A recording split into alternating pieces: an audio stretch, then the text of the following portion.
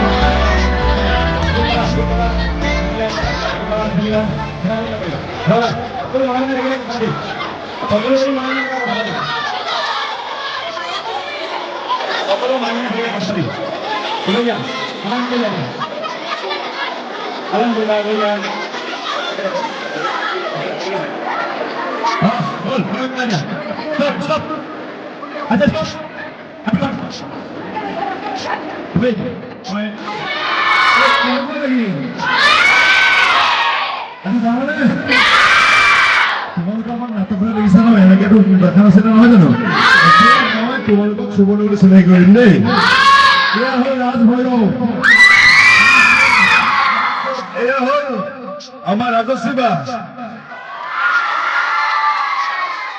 কালি খুব কান্দিছিলে ন তাৰপিছত তোমালোকে চিঠি পাইছেনে? ঠিক আছে, আজি সকলোৱে যাবা, লগ পাম দেই। আজি তোমালোকৰ কাৰণে আমি নাটক কৰিম, ঠিক আছে? যাবা নাই? এইটো বছৰতে যাবা দেই। আজি শংকৰদা পেলাগি পথ থাকিব, ঠিক আছে? এইবাৰ ৰাজস্ববাক দিছো দেই। সকলোৱে সুধিলে তোমালোকৰ চবৰে ভাল বুলি গম পালো। যদি ভাল, আজি চব যাব লাগিব। এইখিনিতে মোৰ এটা সৰু কথা মনত পৰিছে। আচলতে এই পৰিৱেশটো তোমালোক যিটো জেগাত আছা, সেই পৰিৱেশটো মই অলপ দিনৰ আগত পাৰ কৰি আহিছোঁ। মানে অলপ দিনৰ আগত যেতিয়া মোৰ কলেজত ৰত্নাকৰৰ পৰিয়াল গৈছিলে, তেতিয়া তোমালোকৰ জেগাত মই আছিলোঁ, মোৰ জেগাত নিশ্চিততা আৰু যতীন দা আছিলে। গতিকে মই অকণমান কিন্তু তেতিয়া কান্দিছিলোঁ, কাৰণ সেই জেগাখন পাবলৈ মোৰ বিৰাট ইচ্ছা আছিলে। গতিকে তোমালোকৰ আজি কিমান ফূৰ্তি লাগিছে মই বুজি পাইছোঁ।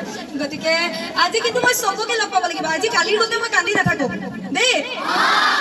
নাটকখনত কান্দিম, অকণমান কান্দিম, কিন্তু জানমণিত মই কান্দি নাথাকোঁ। গতিকে চবকে লগ পোৱাৰ আশা থাকিলে সকলোকে গ্ৰীণ ৰুমত যাবা, আমি চবেই ফটো তুলিম, ঠিক আছে? ঠিক আছে দিয়া, ভালকে থাকিবা, ভালকে পঢ়া শুনা কৰিবা। মই আকৌ আহিম ইয়ালৈ দেই। আমাৰ গুণ্ডাটোৰ কথা ক'ব নাজানে বোলে, হ'লেও ক'বই লাগিব নহয় জানো? এই যে কণ কণ মইনা মইনীসকলৰ আমাৰ প্ৰতি আগ্ৰহখিনি সঁচাকৈ এইবিলাক সঁচাকৈ নিভাজ। ইমান ভাল লাগিলে, কেতিয়াও পাহৰিব নোৱাৰা এক অনুভৱ। আমি 2-4খন স্কুলত সোমালোঁ, সেই স্কুলৰ কণ কণ মইনা মইনীসকলৰ লগতে শিক্ষাগুৰুসকলৰ লগত কথা পাতিলোঁ। আমাৰ আজিৰ এই পৰিৱেশটো আমি ফিলগুৰিবাসী ৰাইজৰ মৰম কেতিয়াও নাপাহৰাকৈ লৈ গুচি যাম।